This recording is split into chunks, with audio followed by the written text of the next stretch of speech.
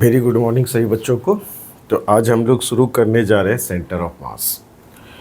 तो ये जो सीरीज है ये आप लोग जानते हैं कि एक इंस्टीट्यूट है जिसका लीडर टेस्ट सीरीज है। तो लीडर टेस्ट सीरीज का अगला टेस्ट जो है 15 सितंबर को है और उसमें टॉपिक फिजिक्स में आपका सेंटर ऑफ मास, ठीक है, कॉलिजन और फिर आपका इलेक्ट्रोमैग्नेटिक इंडक्शन है। केमिस्ट्री में टॉपिक है थर्मोडायनामिक्स और रिडॉक्स रिएक्शन। बायो में जेनेटिक्स है और इवोल्यूशन है। जेनेटिक्स का दोनों चैप्टर इवोल्यूशन है। आज आपका डेट हो रहा है 3 सितंबर। तो हमने देखा, मेरे ऑफलाइन क्लास के कुछ बच्चे उनका टेस्ट देने जाते हैं, तो हमने देखा कि उन लोगों को सिलेबस कंप्लीट करने में परेशानी हो रही है। तो जो परेशानी हो रही है, तो अगर उनको हो रही है तो मुझे उम्मीद है कि इंडिया के 90% बच्चों को ये परेशानी हो रही होगी, वो उसके अकॉर्डिंग चल नहीं पा रहा है। तो हम लोग क्या करेंगे, सीरीज में उस सिलेबस के अकॉर्डिंग चलेंगे। और अभी पहला टेस्ट है 15 को मेरे हिसाब से, वैसे टेस्ट 4-5 हो चुका है, तो पहला टेस्ट है 15 को।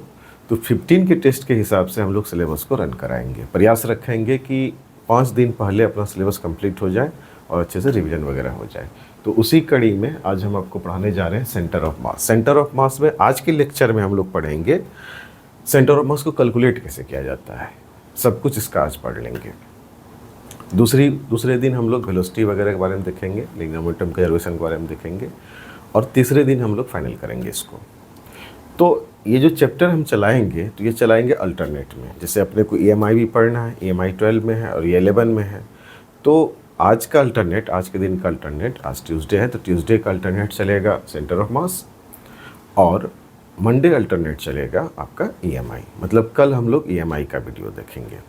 तो आप इसको क्या करना है कि नोट्स जो है पहले से रिटर्न है, चूँकि कम समय में ज़्यादा आउटपुट देना है आपको, तो नोट्स पहले से रिटर्न है। क्वेश्चन का सिलेक्शन भी इसमें सही से किया हुआ है। पहले आपको पढ़ा देंगे, लास्ट में एक डीपी आपके लिए छोड़ देंगे। अगले क्लास में हम लोग उस डीपी को सॉल्व करके ही आगे बढ़ेंगे। तो चलिए शुरू करते हैं। सुबह का समय है, 4 बज रहे हैं। सभी को फिर से वेरी गुड मॉर्निंग। शुरू कीजिए। तो सबसे पहले सेंटर ऑफ मास होता क्या है। अब कोई बॉडी है, मूव कर रही है, तो उस बॉडी पे फोर्स देखना होता है अपने को। न्यूटन्स लॉ ऑफ मोशन में आप लोग पढ़े होंगे।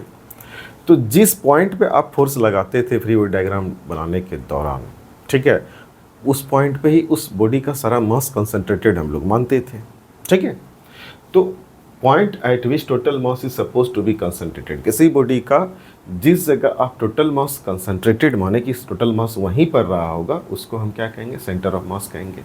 Centre of mass is a point that represent the entire body and moves in the same way as the point mass having mass equal to that object which is subjected to the same. अरे कुछ नहीं है, अगर आप किसी body पे external force लगा रहे हैं तो बॉडी जिधर मूव कर रही है, तो हम मान कर चलेंगे कि सेंटर ऑफ मास भी हमारा उधर ही मूव कर रहा है, ठीक है। Just a minute.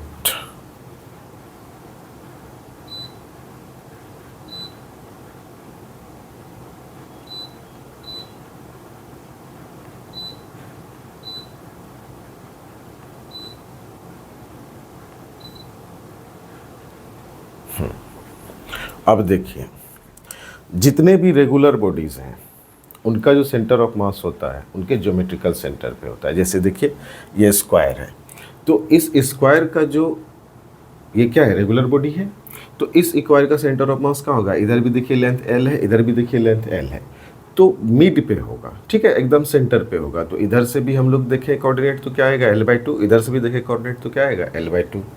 ये स्फेयर है, स्फेयर भी क्या है, रेगुलर बॉडी है, तो इसका भी सेंटर ऑफ मास कहाँ होगा, इसके सेंटर पे, ज्योमेट्रिकल सेंटर पे। ये डिस्क है तो डिस्क के भी सेंटर पे होगा। अब यूनिफॉर्म रड है, यूनिफॉर्म रड का मतलब है कि मास का डिस्ट्रीब्यूशन यहाँ से यहाँ तक क्या है, सेम है, ठीक है। तो इस केस में भी सेंटर ऑफ मास कहाँ होगा, इसके सेंटर पे होगा। क्लियर है। तो मतलब हम लोग क्या सीखे भाई कि अगर रेगुलर बॉडीज़ है तो उसका सेंटर ऑफ मास उसके ज्योमेट्रिकल सेंटर पे होगा। तो ज्योमेट्रिकल सेंटर सबका खोज लीजिए, जहाँ पर मिलेगा वहीं पर मानेंगे कि इस पूरे बॉडी का क्या है, मास कंसंट्रेटेड है, और उसी जगह आप सारा फोर्स लगा सकते हैं। ये बॉडी जिधर मूव करेगी तो आप मान के चलो सेंटर ऑफ मास भी उधर ही मूव करेगा, ठीक है। अब देखिए यहाँ पर हमने कुछ ऐसा केसेस ली है कि 2 मास हैं, ठीक है, और दोनों का जो मास है, दोनों मास क्या है, इक्वल है। दोनों मास क्या है सर, इक्वल है। तो सेंटर ऑफ मास किधर होगा, तो जब मास सेम है तो सेंटर ऑफ मास इस दोनों के बीच में होगा। बोले थे ना कि अगर यूनिफॉर्म बॉडी है तो रेगुलर मतलब उसके सेंटर पे होगा। तो यहाँ पर ये मास और ये मास क्या है, दोनों सेम है, तो सेंटर ऑफ मास कहाँ होगा, इस दोनों के बीच में होगा। जितना डिस्टेंस इससे रहेगा उतना ही डिस्टेंस इससे भी रहेगा। लेकिन अगर यहाँ आप देखें तो यहाँ पर एक मास जो है बड़ा है, मतलब छोटा है, और दूसरा मास क्या है, बड़ा। कैपिटल मास को हम लोग ज़्यादा बड़ा मास माने, स्मॉल मास को हम लोग छोटा मास माने। तो यहाँ पर जो सेंटर ऑफ मास होगा वो किधर होगा, तो यहाँ पर सेंटर ऑफ मास उधर होगा जहाँ पर मास ज़्यादा है। तो मास किधर ज़्यादा है सर, तो बड़े वाले एम की तरफ क्या है, मास ज़्यादा है। तो सेंटर ऑफ मास बीच में ना होके कहाँ शिफ्ट हो गया, जैसे यहाँ था बीच में, क्यों, क्योंकि दोनों मास सेम था। दोनों मास जब सेम था तो यहाँ होगा। लेकिन जब ये मास बड़ा हो गया तो ये सेंटर ऑफ मास क्या हो गया, इधर शिफ्ट कर गया। तो इससे डिस्टेंस इसकी कितनी हो गई, x2, और इससे डिस्टेंस कितनी हो गई, x1। और ऑब्वियस सी बात है कि x1 जो है छोटा है क्योंकि सेंटर ऑफ मास बड़े वाले मास के पास है, और x2 क्या है, बड़ा है क्योंकि सेंटर ऑफ मास छोटे वाले मास से क्या है, दूर है। क्लियर हुआ।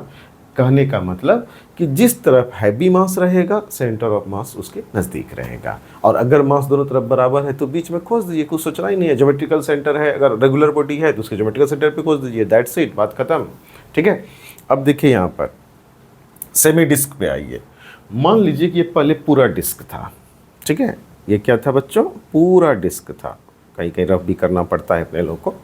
तो जब ये पूरा डिस्क था तो ये क्या था, तो सर जब ये पूरा डिस्क था ना तो ये रेगुलर बॉडी था। और जब ये रेगुलर बॉडी था तो सेंटर ऑफ मास कहाँ आएगा सर, बीच में आएगा। कहाँ आएगा, बीच में आएगा सर, बिल्कुल आएगा बीच में, कोई दिक्कत वाली बात नहीं है। जो इसका ज्योमेट्रिकल सेंटर है वहाँ मिलेगा, ओके। बट अब क्या कर रहे हैं हम, ये आपका सेंटर ऑफ मास का मान लीजिए पॉइंट हो गया, यहाँ से यहाँ हम खींच देते हैं। बट क्या कर रहे हैं, इसको हम सेमी डिस्क बना रहे हैं। क्या बना रहे हैं इसको, सेमी डिस्क। कैसे बनाएंगे, तो ये वाला पार्ट आपका हम ख़त्म कर देते हैं। अब देखिए ये वाला पार्ट अगर ख़त्म कर दिए तो जो मास है अब वो यहाँ पर आ गया। ठीक है, पहले पूरे में मास फैला हुआ था, पूरे मास आपका यूनिफॉर्मली डिस्ट्रीब्यूटेड था तो बीच पे आया था। ठीक है, बट अब तो मास ऊपर चला गया ना, तो आप बताइए कि मास किधर जाएगा, मतलब सेंटर ऑफ मास किधर जाएगा, जिधर हैवी मास होगा। यहाँ तो हमने ख़त्म कर दिया ना, तो हैवी मास तो ऊपर है, तो सेंटर ऑफ मास भी क्या हो जाएगा, ऊपर शिफ्ट हो जाएगा। क्या हो जाएगा सर, ऊपर शिफ्ट होगा। तो ये रहा आपका सेंटर ऑफ मास, अपर की तरफ वाई एक्सिस की तरफ शिफ्ट कर जाएगा। ठीक है, ये रहा तुम्हारा centre of mass. Semi circle के केस में सेंटर ऑफ मास क्या शिफ्ट किया आपका, वाई एक्सिस के अलोंग। ठीक है, अब आपको लगेगा कि सर एक्स के अलोंग क्यों नहीं किया, क्यों करेगा एक्स के अलोंग, क्योंकि एक्स के अलोंग जो मास डिस्ट्रीब्यूशन है वो तो चेंज विशेष किया ही नहीं। चेंज एक्चुअली मास क्या हो गया, ये वाला ना गायब हो गया, वाई के अलोंग ना हो गया। ठीक है, इसलिए शिफ्ट किधर किया, वाई के अलोंग। ठीक है, तो सेमी डिस्क में centre of mass shifts along Y axis. चलिए अब देखते हैं मास मोमेंट क्या होता है। अब देखिए एक कोऑर्डिनेट सिस्टम लिए, यहाँ से r डिस्टेंस से पोजीशन वेक्टर r दिखा रहे हैं, एक मास m है और ये क्या है, इसका ओरिजिन है। तो मास मोमेंट को हम लोग z वेक्टर से दिखाते हैं। तो मास of the body into position vector about point. देखिए मास ऑफ द बॉडी कितना है सर, m है, m है ना, तो m को लिखिए। पोजीशन वेक्टर कितना है ओरिजिन से सर, r वेक्टर, तो क्या हो गया, z vector equal to m into r vector. Mass of the body m, position vector about point r vector. यही ना पोजीशन वेक्टर है। पोजीशन वेक्टर किसको कहते हैं, कि जहाँ पर आपका ऑब्जर्वर बैठा है या ओरिजिन जहाँ से, वहाँ से एक वेक्टर खींचो और जो बताए कि m कहाँ पर रखा हुआ है, जिसको पोजीशन वेक्टर कहेंगे। तो सेंटर ऑफ मास के लिए इसका क्या, मास मोमेंट का क्या सिग्निफिकेंस है वो देखेंगे। It is a point in A space about which mass moment is zero. यानी कि मास मोमेंट के टर्म अगर सेंटर ऑफ मास को देखें, ठीक है, तो हम यही देखेंगे कि भाई ऐसा है कि सेंटर ऑफ मास पर, किस पर, सेंटर ऑफ मास पर, ध्यान से सुनिएगा, मैग्नेटिक मोमेंट, मास मोमेंट क्या होता है, जीरो होता है। क्या होता है, जीरो होता है। अगर कहीं पर मास मोमेंट जीरो हो रहा है तो इसका मतलब वो क्या है सर, वो सेंटर ऑफ मास है। क्लियर, आगे बढ़े। तो चलिए कुछ क्वेश्चन देखते हैं, यहाँ पर थोड़ा बहुत है हल्का फुल्का। तो हमको अगर यहाँ देखना हो, ये वाला मास क्या है, m है, ये वाला मास भी क्या है, m है, और दोनों मास सेम है, तो हम लोग सेंटर ऑफ मास को क्या एग्जैक्टली बीच में मान लिए। अब देखिए अगर हम इसको 1 माने और इसको क्या माने, इसको 1 माने और इसको क्या माने 2। इसको क्या मानते हैं बच्चों, 1 मानते हैं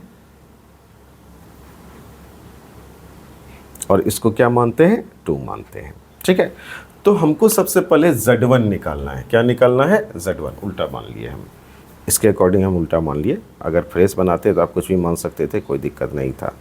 नोट्स पहले से रिटर्न है तो थोड़ा स्ट्रिक्ट होना, मतलब थोड़ा सा अपने को ब्रेक लगाना पड़ता है, नोट्स के अनुसार चलना पड़ता है। तो इसको आप मान लो 1 और इसको आप मान लो 2। ठीक है, अब देखो आप सेंटर ऑफ मास पे जाओ। अगर हम लोग Z1 इसके चलते मास मोमेंट निकालें, किसके, इस वाले मास के चलते, है ना, तो क्या होगा सर, तो यहाँ का मास, ठीक है, इनटू ये वाला लेंथ, है ना, तो इसी सेंटर ऑफ मास को क्या माने हम लोग, ऑरिजिन माने हैं। ठीक है,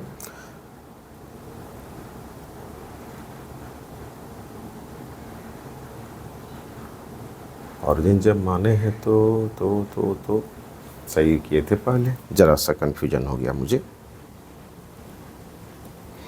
ये हो गया आपका 2 और ये हो गया आपका 1।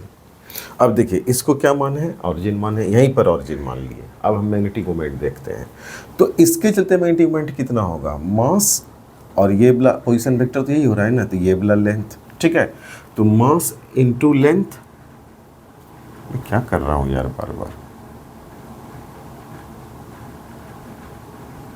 ये लेंथ ठीक है, ये लेंथ भी ठीक है, ओके, Z2 Z1, हाँ ठीक है।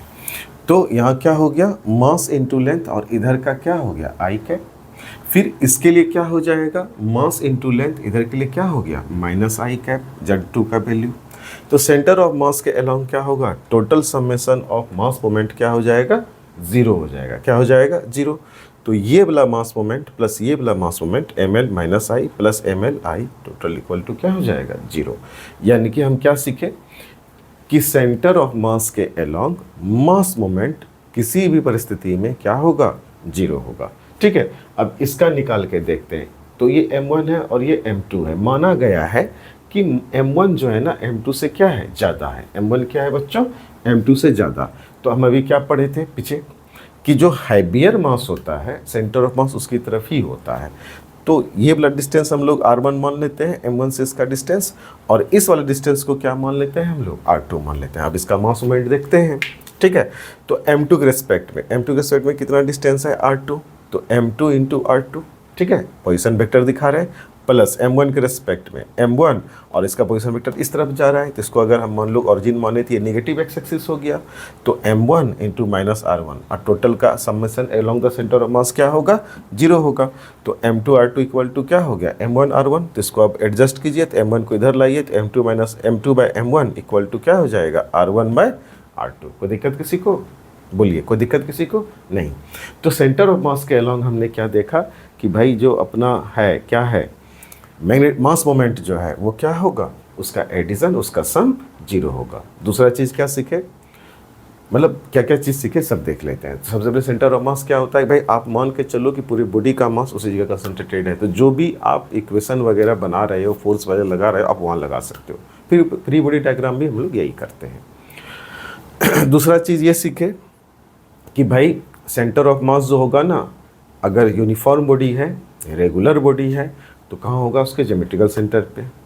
और अगर नॉन यूनिफॉर्म बॉडी है, इधर मास ज़्यादा होगा, सेंटर ऑफ मास उसके नज़दीक होगा। ठीक है, तीसरा चीज़ क्या सीखे कि सेंटर ऑफ मास के अलोंग जो आपका मास मोमेंट है, हमेशा मैग्नेटिक मोमेंट आता है तो मेरे मुंह से, तो हम लोग मास मोमेंट को क्या करेंगे, उसके अलोंग 0 कर देंगे। सारा मास मोमेंट को अगर जोड़ोगे तुम सेंटर ऑफ मास के अलोंग, तो वो क्या हो जाएगा, 0 हो जाएगा। ठीक है, चलिए अब देखते हैं centre of mass of discrete particle system. ठीक है, तो हमको देखना है centre of mass of A 2 particle system. कितने पार्टिकल सिस्टम का, डिस्क्रीट पार्टिकल सिस्टम का मतलब क्या है कि बहुत सारा पार्टिकल रखा हुआ है और उसका हमको क्या देखना है, सेंटर ऑफ मास देखना है। तो यहाँ पर देख रहे हैं, तो centre of mass of A 2 particle system, 2 particle system है, ध्यान से देखिएगा। ये हो गया आपका कोऑर्डिनेट सिस्टम, ये y एक्सिस, ये x एक्सिस, और ये क्या हो गया, z एक्सिस। यहाँ पर हो गया आपका ऑरिजिन। अब यहाँ पर अगर ठीक से हम देखें ठीक है। तो एक मास क्या है m1 है और दूसरा मास क्या है m2 है। यहाँ से हमने पोजीशन वेक्टर खींचा, जब पोजीशन वेक्टर हमने खींचा तो इसका नाम रख दिया मैंने r1 वेक्टर, इस पोजीशन वेक्टर का नाम रख दिया हम लोग r2 वेक्टर। अब देखिए जब भी सेंटर ऑफ मास होगा वो लाइन ज्वाइनिंग पे होगा। अब दोनों मास है तो कहीं सेंटर पे मतलब कहीं लाइन ज्वाइनिंग पे कहीं पर सेंटर ऑफ मास पड़ा हुआ है।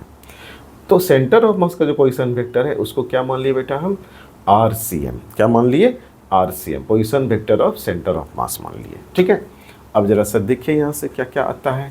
तो इसके अक्रॉस हमको मास मोमेंट अब देखना है, क्या देखना है हमको मास मोमेंट। थोड़ा वेक्टर लगाइए आप, ये वाला है R1, ठीक है, तो ये वाला है RCM, तो ये वाला कितना होगा, ट्रायंगल ऑफ वेक्टर एडिशन तो पढ़े होंगे ना, ठीक है। तो ये वाला R1 है, ये वाला RCM है, तो ये वाला हो जाएगा R1 vector minus RCM vector. ये वाला R2 और ये वाला आपका RCM है, तो ये वाला डिस्टेंस हो जाएगा R2 vector minus RCM vector.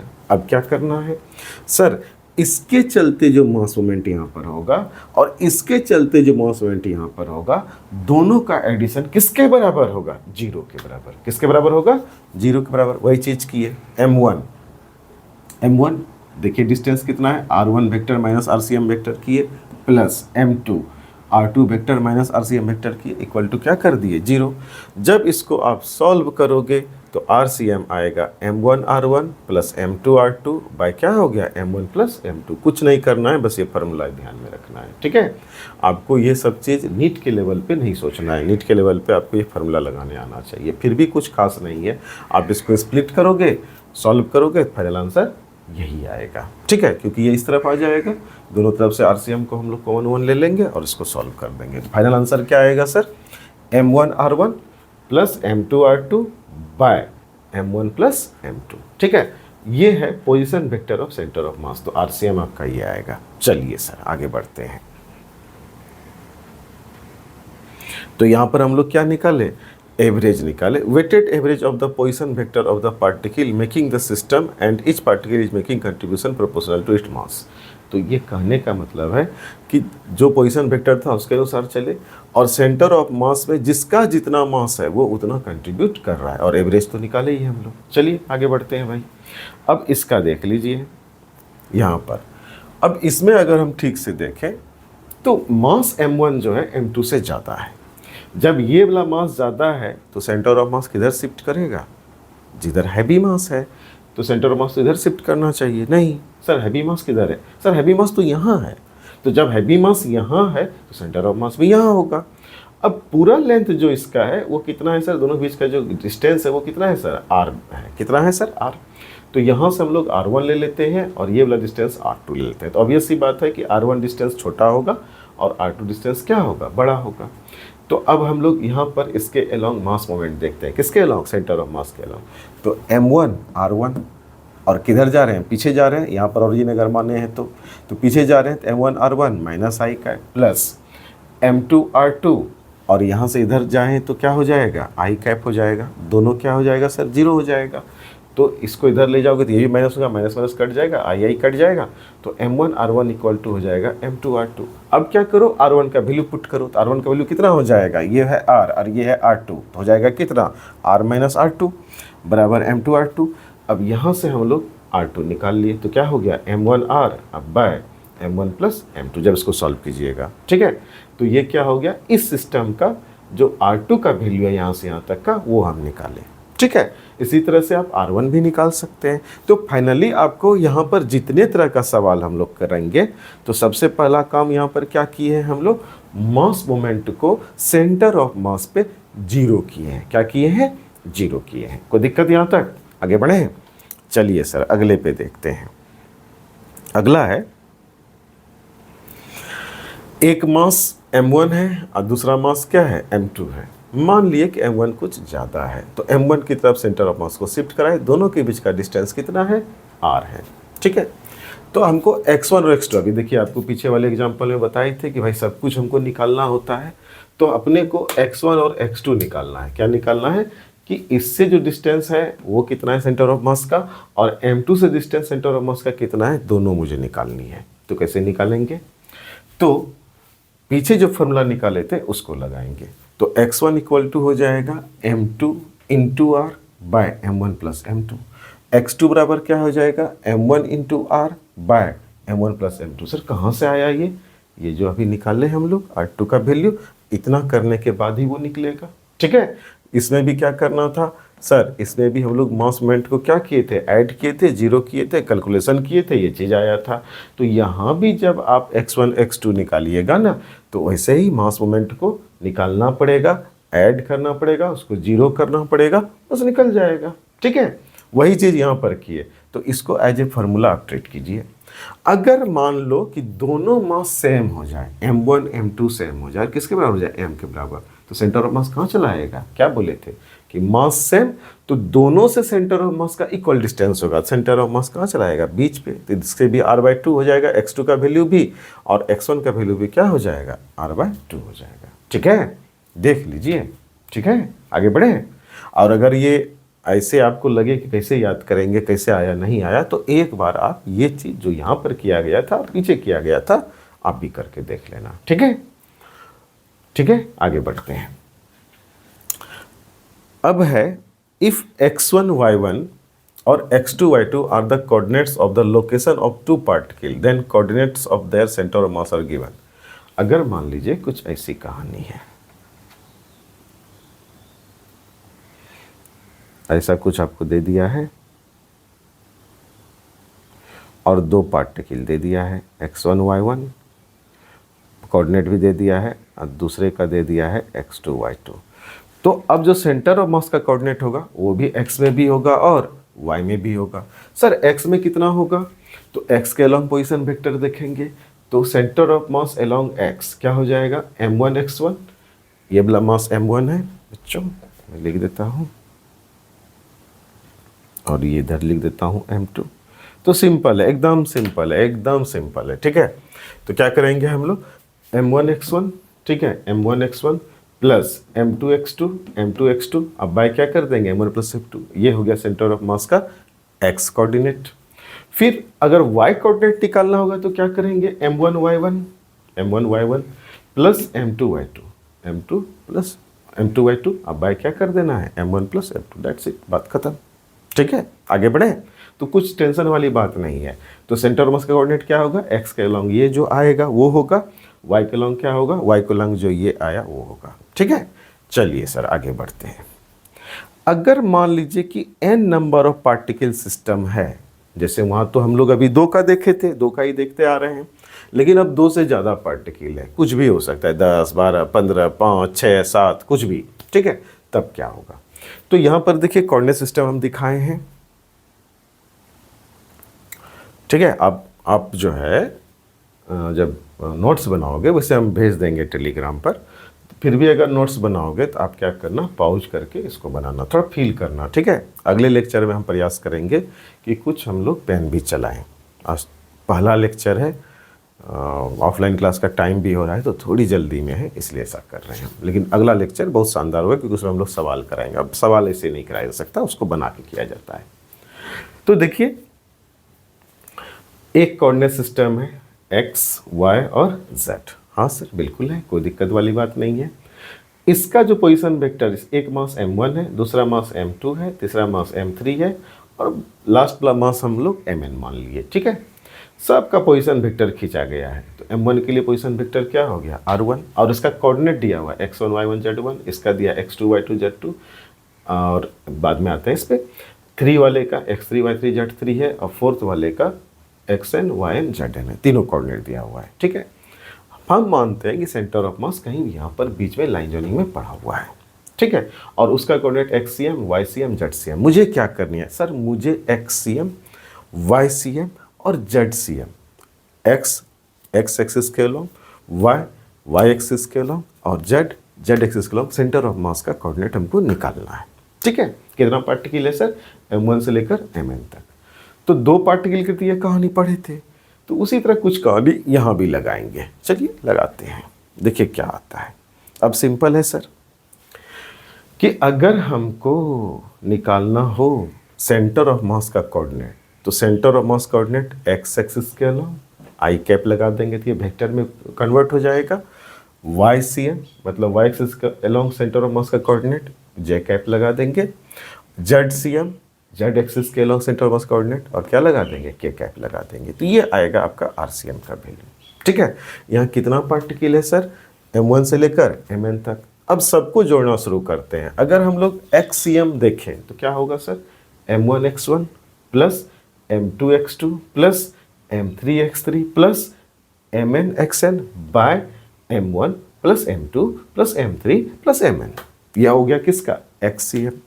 फिर अगर YCM देखें, M1y1 plus M2y2 plus M3y3 plus Mny1। आप उसको डिवाइड करेंगे किससे, M1 से लेकर Mn तक। फिर उसी तरह Z का निकालना हो तो M1z1 M2z2 M3z3 Mn(zn)। ठीक है, अब बाय M1 से लेकर कहाँ तक, Mn तक सबको डिवाइड कर दो। ठीक है, तो देखो क्या आता है सर, जब इसमें देखा जाए तो क्या आता है, ये हो गया तुम्हारा XCM, ये हो गया तुम्हारा YCM और ये तुम्हारा हो गया क्या, ZCM। देखिए जो चीज़ हम आपको सिखाए थे, जो चीज़ वहाँ करके दिखाए, वही चीज़ यहाँ पर लिखा हुआ है। क्लियर हुआ, एकदम से इजी है। ठीक है, एकदम से इजी है, कुछ भारी नहीं है, बस सवाल लगाने अपने को करना है, प्रैक्टिस सवाल का कर लेंगे, अपना काम हो जाएगा। तो सवाल का जो प्रैक्टिस करेंगे तो MCQ होगा एम्स का, MCQ होगा नीट का और कुछ क्वेश्चन और होगा इधर उधर से। ठीक है, यानी कि अगर आपको एक्स कोऑर्डिनेट चाहिए तो जितने भी तरह का मास है और जितने भी तरह का एक्स कोऑर्डिनेट है सबको ऐड कर दीजिए और टोटल मास से डिवाइड कर दीजिए। वाई का भी यही कहानी करेंगे, जेड का भी यही कहानी करेंगे।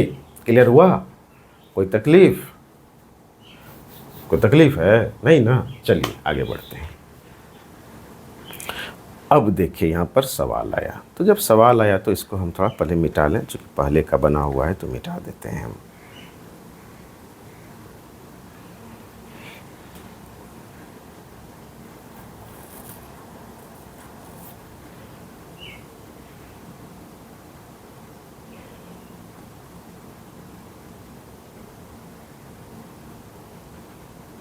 आप लोग सवाल पढ़िए, मैं तब तक मिटा रहा हूँ, बनाऊंगा साथ में, आप लोग भी साथ में बनाना, कॉपी में लिख लो यार, सवाल मिटाने दो मुझे, फिगर वगैरह बना के फिर से करेंगे हम लोग सारा कार्यक्रम।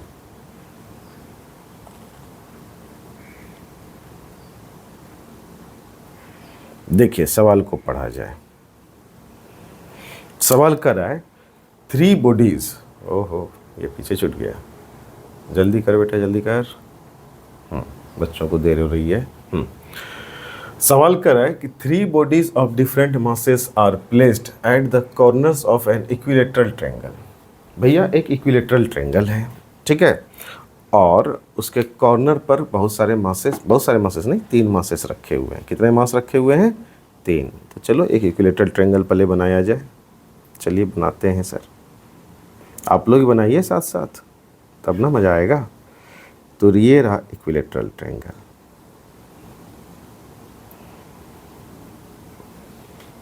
ट्रायंगल थोड़ा सा, हाँ अब ठीक है, हाँ जी देखिए अब क्या है इसमें, तो सर एक मास मतलब अलग अलग तरह का मास रखा हुआ है, सर फिगर दिया हुआ था हम मिटा दिए, कोई बात नहीं। यहाँ पर जो मास है वो है 2m, कितना है, इस जगह जो रखा हुआ है मास ये 2m रखा हुआ है, ठीक है, आप लोग फिगर बनाइए साथ में। यहाँ पर मास जो है वो क्या रखा हुआ है, m रखा हुआ है, और यहाँ पर मास जो है ये भी क्या रखा हुआ है, m रखा हुआ है। ये आपका कोऑर्डिनेट सिस्टम पास हो रहा है, ठीक है, ये हो गया y एक्सिस और ये हो गया आपका x एक्सिस, ठीक है, लेंथ जो है l है। तो हमको क्या पूछा जा रहा है, हमको जो है सेंटर ऑफ मास का कोऑर्डिनेट पूछा जा रहा है। अब जरा सा सिंपल सा चीज़ है, देखिए कितना बॉडी है सर, 3 बॉडी, एक मास m यहाँ पर है, एक का मास m यहाँ पर है, एक का मास यहाँ पे है। अब इन बॉडी का सेंटर कहाँ होगा, सेंटर ऑफ मास कहाँ होगा, उसके मिड पे। इस बॉडी का भी सेंटर ऑफ मास कहाँ होगा, उसके मिड पे। इस बॉडी का सेंटर ऑफ मास भी कहाँ होगा, उसके मिड पे, ठीक है, यहाँ तक कोई तकलीफ।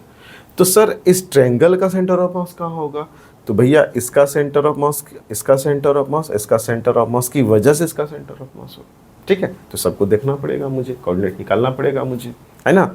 तो पहला काम क्या करते हैं कि हम लोग XCM निकालते हैं। क्या निकालते हैं बच्चों? XCM मतलब सेंटर ऑफ मास का एक्स कोऑर्डिनेट निकालते हैं। तो क्या था formula? Summation of all masses into x coordinate by summation of all masses, यही था। तो सब मास का हम लोग एक्स कोऑर्डिनेट देखते हैं। चलो बच्चों देखा जाए, जल्दी से फटाफट देखा जाए। यहाँ से एक लाइन खींच देता हूँ मैं। तो ये वाला डिस्टेंस कितना हो जाएगा सर? तो ये वाला डिस्टेंस हो जाएगा L/2। तो XCM यहाँ से कितना होगा सर? ये वाला मास इंटू एक्स, तो ये तो ऑरिजिन पे ही रखा हुआ है, तो इसके लिए x का वैल्यू क्या हो गया? 0 हो गया। अरे देखो ना, x का वैल्यू इधर ही होगा ना, तो ये तो ऑरिजिन पे ये वाला मास है, तो इसके लिए हो गया मास इंटू 0। ठीक है, मास इंटू 0 प्लस। अब हम लोग इस मास के लिए देखेंगे। तो ये मास आपका ऑरिजिन से कितना डिस्टेंस पे है सर? L डिस्टेंस पे है। कितना डिस्टेंस पे है? L डिस्टेंस पे है ना। तो क्या हो जाएगा? मास इंटू L/2, नहीं सॉरी L, ठीक है, L/2 इसके लिए होगा। अब 2m पे आइए, तो 2m का x कोऑर्डिनेट कितना है बच्चों? L/2 है, ठीक है। प्लस हो जाएगा मास इंटू L/2 अब बाय टोटल मास, सॉरी ये 2m था, सॉरी ये 2m था, ठीक है। तो ये हो जाएगा 2m इंटू L/2, तो 2 कैंसिल आउट हो गया। अब बाय टोटल मास तो m प्लस m प्लस क्या हो गया बेटा? 2m, ठीक है। तो ज़रा ठीक से देखो, तो 0 प्लस ml प्लस ml अब बाय क्या हो गया? 4m हो गया, ठीक है। तो यहाँ से जो आपका आ रहा है, कितना आ रहा है सर? 2 ml बाय 4m, तो mm कैंसिल आउट हो गया। तो ये जो कोऑर्डिनेट आया, x कोऑर्डिनेट जो आया सेंटर ऑफ मास के लिए, वो कितना आया? L/2 आया, ठीक है। तो x कोऑर्डिनेट तो निकल गया।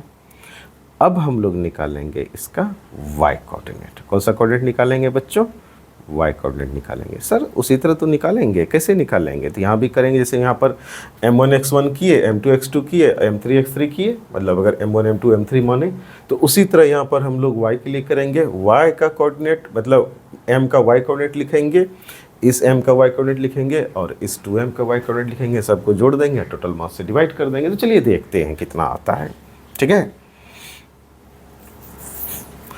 अब सबसे पहले हम लोग डिस्टेंस निकाल लेते हैं, ठीक है। तो अगर हम ठीक से देखें तो ये वाला एंगल कितना है सर? 60 है। ये वाला एंगल कितना है? 60। तो ये यहाँ से यहाँ तक का डिस्टेंस कितना हो जाएगा? L cos 60।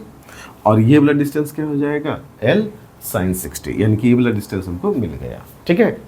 अरे इतना तो आता होगा आपको। ये हो गया 60 डिग्री, तो इधर हो जाएगा आपका L cos 60। अगर इधर चलें तो L cos 60 डिग्री, और ये क्या हो जाएगा आपका? L sin 60 डिग्री, ठीक है। अब सब कोऑर्डिनेट को रखा जाए एक करके। तो y कोऑर्डिनेट पे अगर हम जाएं, मतलब m के लिए जाएं y कोऑर्डिनेट, तो m तो भैया यहीं पड़ा हुआ है, इसके लिए x भी 0 है और y भी 0 है, ठीक है। तो हो गया m इंटू 0 प्लस, अगर हम लोग इस m के लिए देखें, ठीक है, तो इसके लिए भी y कोऑर्डिनेट क्या है? 0। y में कुछ है क्या कहीं? नहीं, ठीक है। तो यहाँ भी हो गया m इंटू 0। अब 2m के लिए देखो बेटा, तो 2m के लिए सर y कोऑर्डिनेट तो ये है, और ये कितना है? L sin 60 डिग्री, है ना। तो 2m into L sin 60 degree. अब क्या करेंगे सर? पूरे को डिवाइड कर देंगे, m plus 2m plus m। अब चलो करते हैं, तो 0 प्लस 0 प्लस 2m, और L sin 60 का वैल्यू क्या हो गया? √3/2L, और नीचे आ गया 4m। तो 2 कैंसिल हो गया, mm खत्म हो गया, तो हो गया तुम्हारा √3L/4, ठीक है। तो क्या हो जाएगा सर? y coordinate √3L/4। कोई दिक्कत यहाँ तक? कोई दिक्कत यहाँ तक? √3L/4, कोई दिक्कत यहाँ तक? नहीं। चलिए सर, अब हम लोग देखते हैं ZCM निकाल के, सेंटर ऑफ मास का Z कंपोनेंट। तो फिर ये भी कहानी वही क्या होगी सर? टोटल मास और इधर नीचे भी टोटल मास का समेशन, ठीक है। तो यहाँ पर देखिए जेड कोऑर्डिनेट क्या आना है, जेड एक्सिस का तो कहीं कुछ दिया ही नहीं है, तो जेड कोऑर्डिनेट नहीं आएगा एक्स सी एम में, मतलब जेड सी एम क्या हो जाएगा 0। तो अगर यहाँ पर अब हमको आर सी एम का देखना हो, मतलब सेंटर ऑफ मास का कोऑर्डिनेट देखना हो, तो एक्स के लिए आया L/2 और इसके लिए कितना आया √3L/4, ठीक है। तो फिर से एक बार आपको समझा दें, तो ये क्या था बेटा, एक सिस्टम था ट्रायंगल पे सजा हुआ। कैसा ट्रायंगल था, इक्विलेटरल, ये वाली लेंथ L, तो ये भी L, ये भी क्या L। अब इस पे मास m था, यहाँ 2m था और यहाँ क्या था m, इसका क्या देखना था। तो हर एक बॉडी के सेंटर पे सेंटर ऑफ मास है, ठीक है, हर एक बॉडी के सेंटर पे सेंटर ऑफ मास है, इन लोगों का अपना सेंटर ऑफ मास, और अब इस पूरे सिस्टम का सेंटर ऑफ मास मुझे निकालना है। तो कैसे निकालेंगे, तो पहले x कोऑर्डिनेट निकालेंगे, तो m x कोऑर्डिनेट 0 इसके लिए, m x कोऑर्डिनेट का वैल्यू L, ठीक है, और इसके लिए x कोऑर्डिनेट का वैल्यू यहाँ से यहाँ तक का डिस्टेंस L/2 कर दिए, निकाल दिए। अब फिर वैसे ही y कोऑर्डिनेट m के लिए भी 0, इस m के लिए भी 0, और इसके लिए कितना था L sin 60 डिग्री, रख दिए, जोड़ जाड़ दिए, निकाल दिए, दैट्स इट, ठीक है। चलिए सर अगले पे चलते हैं। अब देखिए सेम क्वेश्चन ये है, वहाँ पर हम लोग m 2m रखे थे, यहाँ पर 3 kg 4 kg और 5 kg रख दिए हैं। तो ये आप अटैम्प्ट लेना, ठीक है, अटैम्प्ट लेना, बना लेना, बन जाएगा। आपसे कुछ नहीं रखा है इस क्वेश्चन में, आराम से बनेगा, बन जाएगा ना, बना हुआ है वैसे, बट आप बना लेना, ठीक, आप बनाना, इसको ट्राई करना। चलिए सर आगे बढ़ते हैं। अब कह रहा है कि कंटिन्यूअस डिस्ट्रीब्यूशन ऑफ मास है। कंटिन्यूअस डिस्ट्रीब्यूशन ऑफ मास क्या है, जैसे वहाँ डिस्क्रीट था, पार्टिकल था रखा हुआ, उसमें हम लोग खोजे थे, अब ऐसा नहीं है, अब वो कंटिन्यू किया हुआ है, रॉड है, रिंग है, डिस्क है, या फिर क्या है, स्फीयर है। तो फिर उसका कैसे देखेंगे, ठीक है। बट अपने पास फार्मूला वही है, डिस्क्रीट वाला, अपने पास फार्मूला क्या है, डिस्क्रीट वाला है, और उसका हमको देखना है, मतलब उसी को यूज करके देखना है। तो क्या करेंगे, तो चलिए सर देखते हैं। फार्मूला तो वही होगा, XCM टोटल मास का summation into coordinate by total mass नीचे, YCM का भी वही कहानी, ZCM का भी वही कहानी। तो करेंगे क्या, ये मान लो एक रेगुलर बॉडी है यहाँ से यहाँ तक, ठीक है। तो इसका एक छोटू सा पार्टिकल DM ले लेंगे, जिसका मास DM मानेंगे, छोटा सा पार्टिकल लेंगे और DM मानेंगे, और उसका हम लोग कोऑर्डिनेट खींच दिए, मतलब पोजीशन वेक्टर खींच दिए। तो पोजीशन वेक्टर क्या हो गया सर, R वेक्टर ले लिए, ठीक है सर, ओके डन सर। तो कैसे निकलेगा सर, तो XCM जो होगा, अब x के अलोंग तो बहुत सारा DM होगा, सबको क्या कर देना है, समेशन कर देना है, जोड़ देना है, इंटीग्रेशन कर देना है, और फिर टोटल मास से भी हमको उसको डिवाइड कर देना है। सर YCM फिर कैसे निकालेंगे, तो फिर y इंटू DM जो इसका कोऑर्डिनेट आएगा y एक्सिस में, और फिर उसको क्या कर देंगे, इंटीग्रेट कर देंगे और टोटल मास से डिवाइड कर देंगे। ZCM का भी यही कहानी करेंगे, यानी कि यहाँ पर हमको इंटीग्रेशन करना है। DM क्या हो गया, मास ऑफ स्मॉल एलिमेंट, जो उस रेगुलर बॉडी का एक छोटा सा एलिमेंट लिए उसका मास हो गया।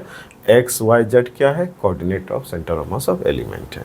कोई दिक्कत है बच्चों, तो आपको यहाँ पर क्या करना पड़ेगा, इंटीग्रेट करना पड़ेगा, ठीक है। वहाँ क्या किए थे, डिस्क्रीट में सिंपली जोड़ के निकले थे, लेकिन यहाँ पर क्या करना पड़ेगा, हमको इंटीग्रेट करना पड़ेगा। चलिए centre of mass of composite body अब देखना है कि कंपोजिट बॉडी है और उसको देखना, मतलब दो बॉडी को मिलाया गया है। जैसे यहाँ पर देखिए कि एक है यहाँ पर डिस्क, ठीक है, C छूट गया है, मैं लिख देता हूँ, ठीक है। बहुत मज़ा आएगा, बहुत मज़ा आएगा, अगले क्लास में बहुत मज़ा आएगा, ठीक है। अभी भी आना चाहिए बट अगले क्लास में ज़्यादा आएगा, ये फिक्स है, क्योंकि सवाल बनाएंगे हम लोग वहाँ पर। तो यहाँ पर अगर हम लोग देखें तो ये है तुम्हारा स्क्वायर प्लेट और ये है तुम्हारा डिस्क और ये कोऑर्डिनेट सिस्टम है, ओके। अब हमको देखना है कि भैया सेंटर ऑफ मास इस कंपोजिट बॉडीज़ का दिखाइए, ये दोनों को जब मिला दे तो सेंटर ऑफ मास क्या होगा। तो सेंटर ऑफ मास अगर निकालना होगा तो डिस्क का एरिया को ऐड करना पड़ेगा। किसको ऐड करना पड़ेगा सर, एरिया को ऐड करना पड़ेगा। तो डिस्क का एरिया, ठीक है, इनटू XD मतलब एक्स जो इसके सेंटर ऑफ मास का आ रहा है, किसका, डिस्क का, वो करेंगे। अब बाय टोटल एरिया जोड़ देना है, फिर वही कहानी y के साथ करेंगे, ठीक है। अब एरिया जो होता है एडिटिव भी होता है, सब्सट्रैक्टिव भी होता है। तो जैसे यहाँ पर आप देखिए ये वाला एरिया A1 है और ये वाला एरिया क्या है A2, इसको डिस्क मान लो, इसका स्क्वायर मान लो। तो यहाँ पर ये एडिटिव है, क्या है यहाँ पर सर, एडिटिव है। तो सेंटर ऑफ मास जो होगा वो क्या होगा, A1 x1, एरिया जोड़ेंगे A2 x2, काम खत्म, बाय टोटल एरिया। फिर y व सी एम निकालना हो तो a1y1 plus a2y2 bye a1 plus a2। अब क्या होगा कि कुछ क्वेश्चन में ऐसा दिया रहेगा कि भाई ये पहले पूरा एरिया था, इससे इतना पार्ट निकाल दिए, तो इसको कहेंगे सब्सट्रैक्टिव सिस्टम, घटाने वाला सिस्टम। तो a1 बिगर साइज को मानेंगे, a2 स्मॉलर साइज मानेंगे, तो यहाँ भी घटा दो। तो XCM क्या हो जाएगा, a1x1 minus a2x2 bye a1 plus a2। YCM फिर उससे हो जाएगा क्या, a1y1 minus a2y2 bye a1 plus y2। मतलब इस स्क्वायर लेमिना से अगर एक डिस्क निकाल दिया जाए, सेमी डिस्क निकाल दिया जाए, तो फिर उसका सेंटर ऑफ मास क्या होगा, वो इस फॉर्मूले से निकलेगा। सोचना ही नहीं है। कंपोजिट बॉडी सिस्टम आए बेटा, मास भूल जाओ, एरिया जोड़ो या घटाओ। अगर दो कंपोजिट बॉडी को सटाया जा रहा है तो दोनों का एरिया जोड़ दो, ठीक है, उसके कोऑर्डिनेट के साथ सेंटर ऑफ मास निकालो, नीचे एरिया डिवाइड कर दो। और अगर किसी बॉडी से कुछ पार्ट निकाला जा रहा है तो उसको घटा दो, जो पार्ट निकाला जा रहा है उसके कोऑर्डिनेट के साथ, तो उसका भी सेंटर ऑफ मास आ जाएगा। क्लियर हुआ? कोई दिक्कत है? एकदम से एकदम ज़बरदस्त चीज़ है यार, आराम से बन जाएगा सवाल आपसे। चलिए आगे बढ़ते हैं। अब यहाँ पर आता है क्वेश्चन। तो आज का क्लास पहला क्लास था, मैं थोड़ा सा इस जगह ब्रेक लूँगा, मेरा टाइम हो रहा है, लेकिन अगला क्लास बड़ा होगा, 2 घंटे की होगी, और उसमें हम लोग बहुत सारा क्वेश्चन भी करेंगे। तब तक इस लेक्चर को देखिए, नोट्स बनाइए, थोड़ा सा लगाइए दिमाग में, और कुछ कमी रह गई हो तो कमेंट में ज़रूर बताइए, ठीक है? तो मिलते हैं अगले क्लास में, तब तक खुश रहिए, आनंद में रहिए। अभी जब वीडियो डालेंगे तब तक तो आप लोग जग ही गए होंगे, बढ़िया से पढ़िएगा, ठीक है? तब मिलते हैं कल।